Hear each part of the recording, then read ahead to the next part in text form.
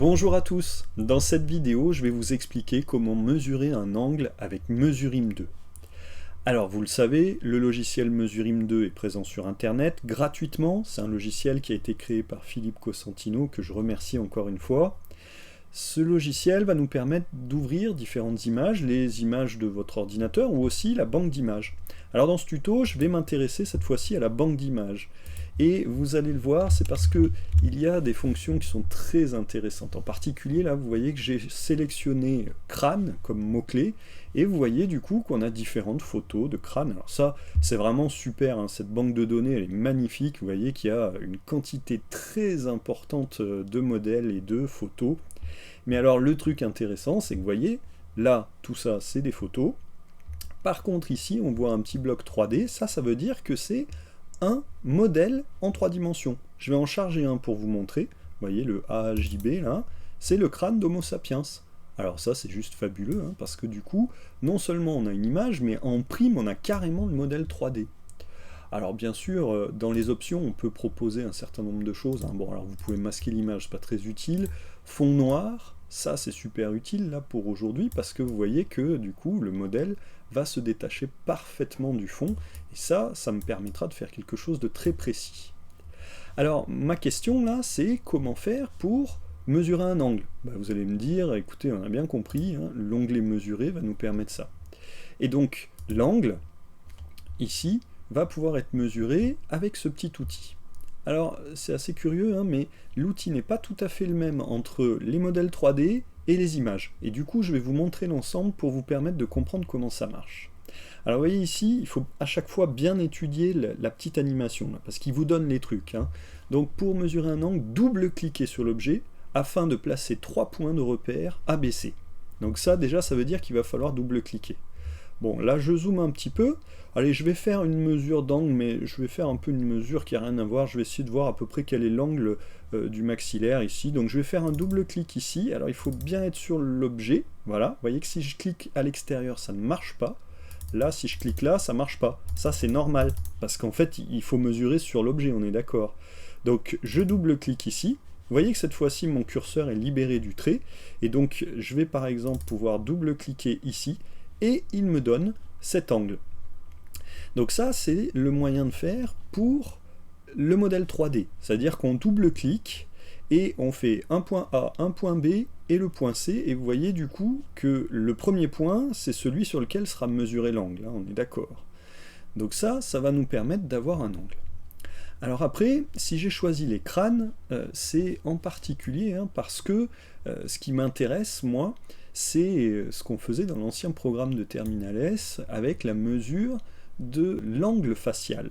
Cet angle facial, il va de ce point-là, le creux au-dessus du nez, qu'on appelle le point N, hein, c'est entre l'os nasal et l'os frontal, et le point M maxillaire, ici avec la partie proéminente juste au-dessus des dents, et une intersection entre cette droite MN et une droite OP. Cet angle facial, il est présent entre MN et OP. O, c'est la base de l'orbite, et P, c'est le point de la proéminence auditive ici, donc juste au-dessus du trou auditif ici, on va avoir ce dernier point P. Sauf que, avec cet outil-là, je suis un peu embêté pour pouvoir le faire.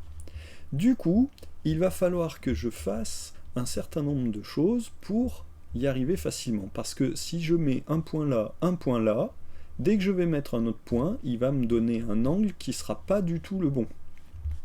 Alors, vous voyez que ce qu'on aimerait, c'est pouvoir dessiner dessus. Mais ça, c'est pas possible sur un modèle 3D.